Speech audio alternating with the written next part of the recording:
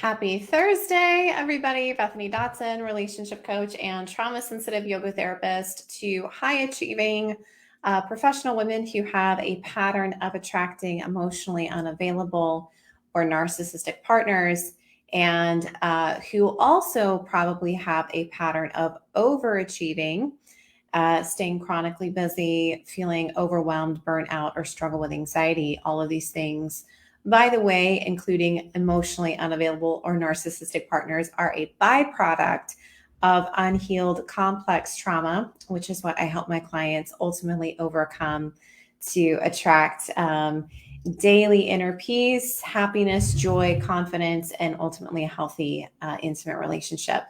So today I want to go live with you and speak about two identities, two choices, and to ask you the question, are you choosing your identity in your life as one of a victim or as a victor, like victorious over your circumstances? And I want to talk kind of about some of the traps that I see so many amazing women fall into that lean more into the victim territory. So I want to approach this subject gingerly because I have in my career been accused of being a victim blamer. But I don't believe, and I have also been victimized myself, right, in my own intimate relationships and in my childhood. But I want to approach the subject that, feeling victimized is a normal part of every recovery stage from an emotionally abusive or toxic relationship. You're going to immediately exit that or begin exiting that or begin having the awareness that something isn't right. And you're going to, for a while, feel victimized. Where I see people get stuck more times than not is that they stay in the victim mentality and many years later continue to live in the past, emotionally in the rearview mirror, blaming their ex-husband, blaming their ex-lover, blaming their parents, most importantly, blaming and beating themselves up for making so many toxic choices in relationship and suffering the emotional consequences. And this victim identity actually becomes quite addicting when you're in a narcissistic or an emotionally unavailable relationship. The reason that so many smart, high achieving women find themselves in that dynamic is because usually they have unhealed complex trauma. They experienced a narcissistic parent. They experienced some kind of, unavailability or neglect in their childhood, or they've had repeated exposure to an unavailable partner, a narcissistic partner in a long-term relationship. And when they have that template, they take on the belief subconsciously that I am not enough. I am not enough. There is something inherently wrong with me. I somehow feel separate. I compare myself to other people that seem like they have it all together. They get into healthy relationships. Why can't I have that? And so people with this patterning feel inherently like they are not enough. And when you inherently feel like you are not enough, you are going to unconsciously seek out situations that are going to cause you to feel not enough, including an unhealthy or unavailable partner, because it's going to give you it's like the right recipe for you to play out your toxic programming of trying and trying and trying and working and working and working and trying to fix and fix and fix and try to bend over backwards to try to get that person to be who they really could be, which is called codependency, by the way, and try to go back to the way that the relationship was in the beginning, which was usually fireworks and rainbows and hot chemistry and all kinds of great things. Okay. So when you feel victimized, in that unavailable and narcissistic relationships are highly addictive because of the up and down roller coaster, intermittent reinforcement. It's good. It usually starts off with a bang, then it starts getting bad, then it's good again. Bad, good, bad, good. Same principle that creates addiction in alcoholics and drug addicts, intermittent reinforcement. When you feel victimized, your body produces, when you feel victimized, you have the feelings of shame, you have the feelings of hopelessness, of powerlessness, of anger, of grief, of blame, of all these like really negative sadness, all of these lower emotional states. And when you are living day in and day out from these lower emotional states, your body produces hormones and chemicals, and your brain produces neuropeptides that signal certain functions in your body. One of the biggest things that I see in my work in trauma recovery is a high proportion of people who have relational or complex trauma who also experience some kind of digestive disorder like IBS or IBD. Many of my clients have been diagnosed with IBS or IBD or some kind of digestive disorder due to unhealed complex trauma. So your body gets accustomed to these emotional states, gets accustomed to living in a sense of powerlessness, in a sense of life is not fair, in a sense of I have to work really hard to get my needs met, in a sense of grief, sadness, separation. And you unconsciously train yourself for that to be the norm in your life, living from a victim identity. Nobody wakes up in the morning and says, I'm the victim, I'm going to play the victim today. It shows up as feeling stuck emotionally, feeling hopeless, feeling like, what's the point? Apathy. It's been shown actually in brain scans that people who are apathetic, and still living in their rear view mirror in their past and still not emotionally fully present in their life, their brains actually change. And when someone is apathetic, it actually turns off parts of their brain that are responsible for producing and co-creating new possibilities and seeing new areas and new perspectives and a new possibility in their life. So when you tend to get stuck in the past as a victim mentality, what I often see people doing is just they give up trying. They don't want to try anymore, or they continue to research narcissism. Many years later, I was speaking with someone recently who had a very toxic marriage, and she had been single for 19 years, almost 20 years. And she had dated here and there during that time, but every man that she dated or went on a few dates with was a narcissist. And she had more or less obtained her unofficial doctorate in narcissistic abuse by researching. And the idea is that people with this type of trauma tend to buy into the identity that I attract narcissists. When people join my Facebook group, one of the things that they put is like, what are you struggling with? I attract narcissists. That's the identity that so many people buy into, because it produces that same emotional cocktail in your body of shame. Ooh, something's wrong with me. And even further, people actually get or obtain a sense of significance or power from that identity, from that title, from I attract narcissists. I've got a broken picker. My ex was a narcissist. Let me tell you about all the things that he did.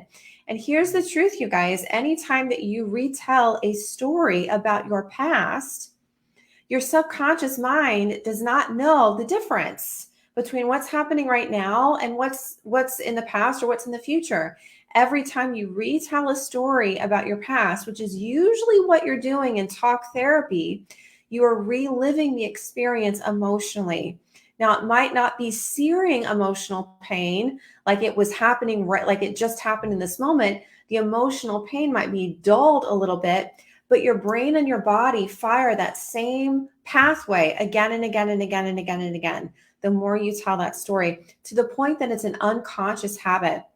And so many times I talk to women who get on the phone with me and they want to tell me their entire story about their asshole ex. And all that's doing is giving them an opportunity to feel all of those feelings of anxiety, of shame, of guilt, of blame, of anger, of sadness. because that's what they're normalized. That's what they've normalized and habitualized as their feeling states on a daily basis. And here's what's even more interesting in the research is that when you train your body to feel these emotional states like powerlessness or shame or anger or sadness, your body kind of has a mind of its own and it produces these feelings unconsciously, and it will cause your brain to think some kind of a thought that will trigger you to feel shame or powerlessness or anxiety. So many people that I work with, it's not that their ex is still in the picture triggering them, although sometimes that's the case. What triggers them the most to feel like a piece of shit, more or less, is their own thinking. They see a happy couple on the street and they immediately begin beating themselves up or feeling like something's wrong with them. They start to date and they go on a few dates with a guy that they really liked, but then he ghosts them or he never calls them back, and they immediately go back to the story of something's wrong with me. I always attract narcissists. See, it never works out, and they go right back into a victim identity. And you will never attract what it is that you want from that identity. And not a part of, like a huge chunk of my work with my clients is helping them heal that trauma programming in their brain and their body and literally rewire themselves to a victor identity by feeding their subconscious mind healthier beliefs, by releasing safely in a titrated way repressed and suppressed emotions that they've experienced due to gaslighting and not feeling sure of themselves and doubting themselves and constantly overanalyzing and feeling anxious.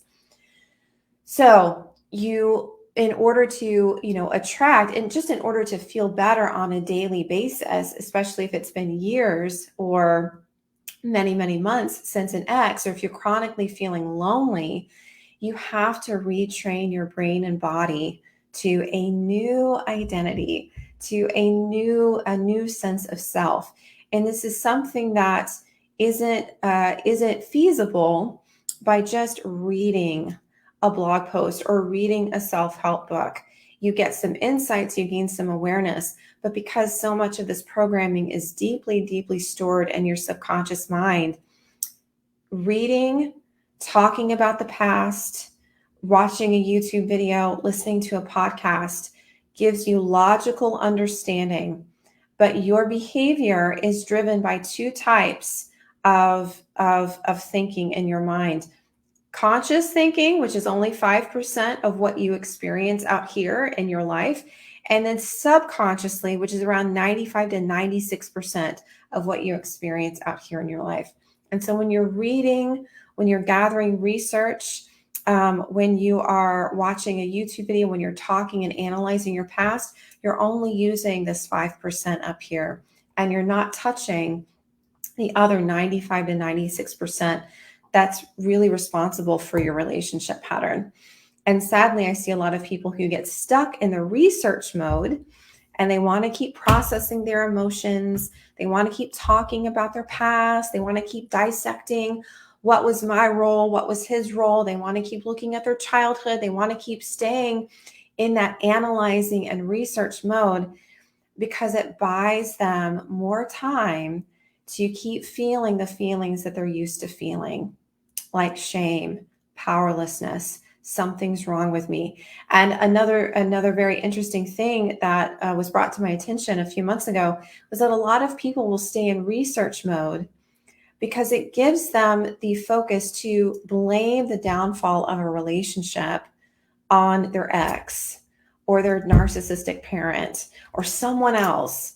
And it deflects them from taking on ownership and accepting responsibility, which is what I advocate in my work. And I advocate that with my clients, accepting responsibility for their own toxic, unhealthy, codependent, enmeshed behavior.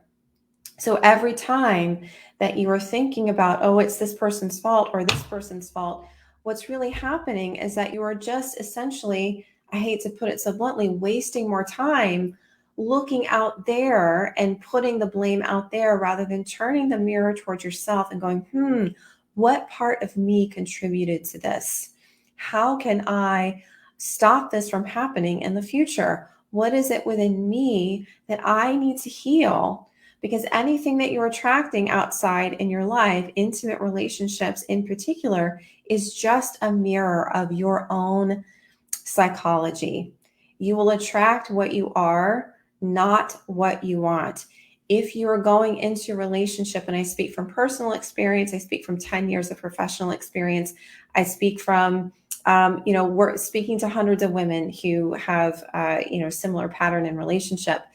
When you try to attract a relationship from a sense, even a subconscious sense of separation, something's wrong with me. I'm 55 and I've never had a healthy relationship. And you have that guilt and that stigma and that sense of feeling like you're damaged goods, and you try to attract a relationship from that place. In the beginning, it will feel wonderful because for a while you've temporarily distracted yourself from those feelings.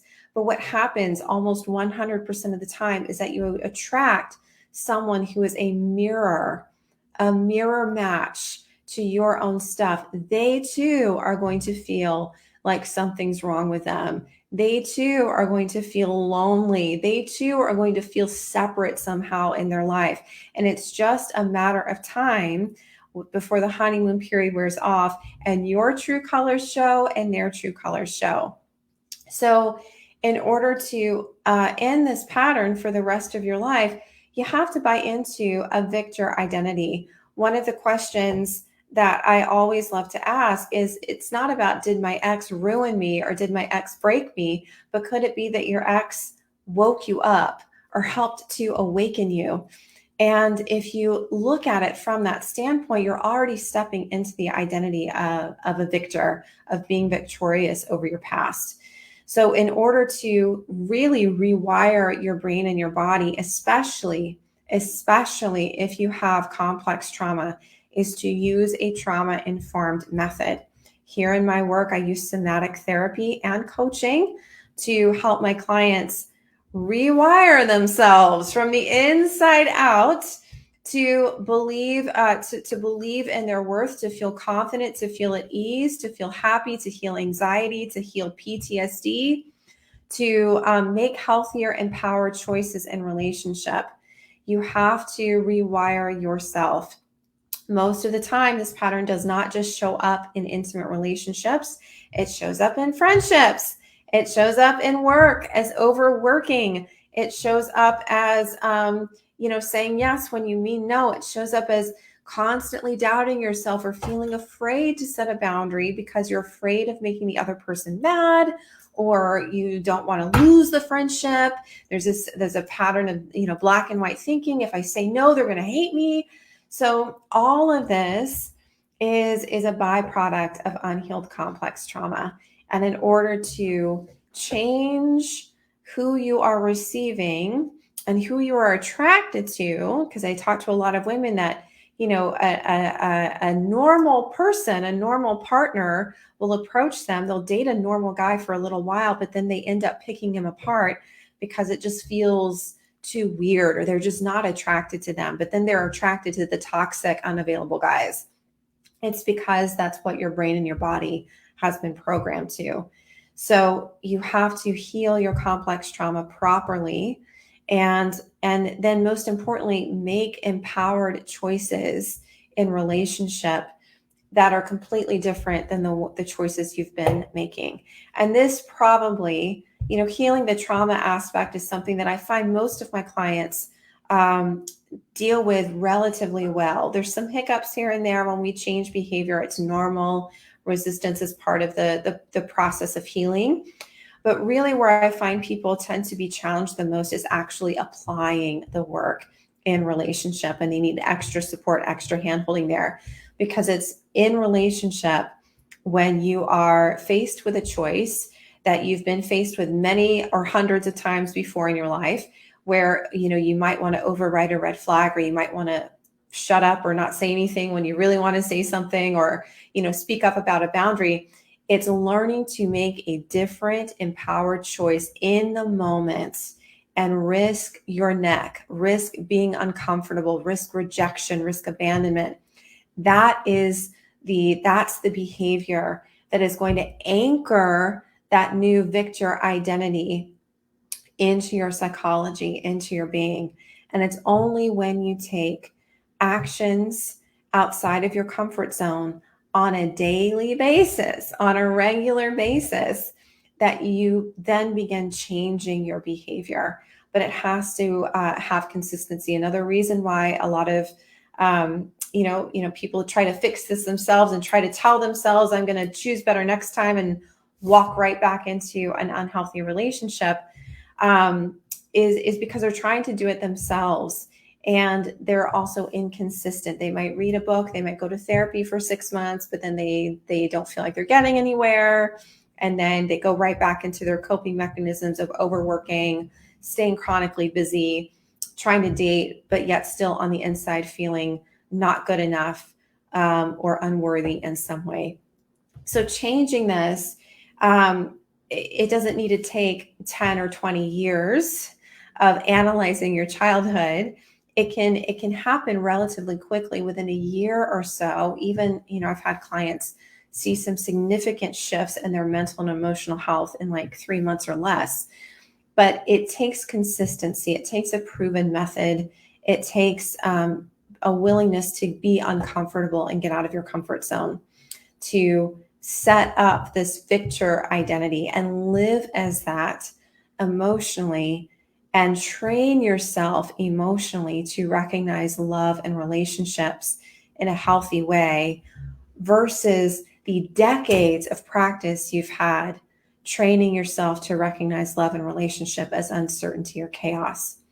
So if you need help overcoming a lifelong pattern of unhealthy relationships, whether that's emotional unavailability or narcissistic abuse, I often find this pattern gets worse as time goes by. So you may have had an unavailable ex-husband, and then you took some time off, went to counseling, and then you got into a narcissistic relationship that was even worse than your ex-husband.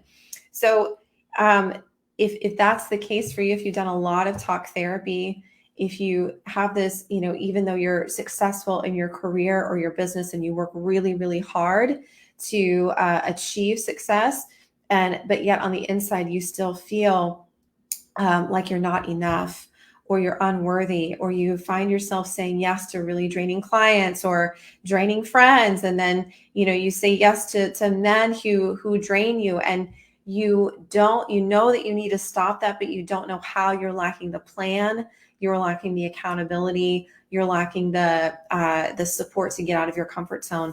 Then book a call. Go to bethanydotson.com/talk. We'll talk to you exactly about what's not working in your relationships. We'll speak to you about some of the things that you have tried on your own to help yourself overcome that pattern. And then most importantly, we're going to talk to you about what you really, really want.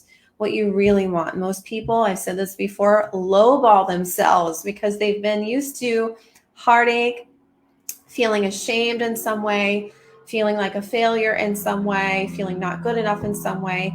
We're going to help you get very, very clear on what it is that you do want. Maybe it's a healthy relationship. Maybe it's just for you to feel whole and complete after, a particularly toxic marriage or divorce.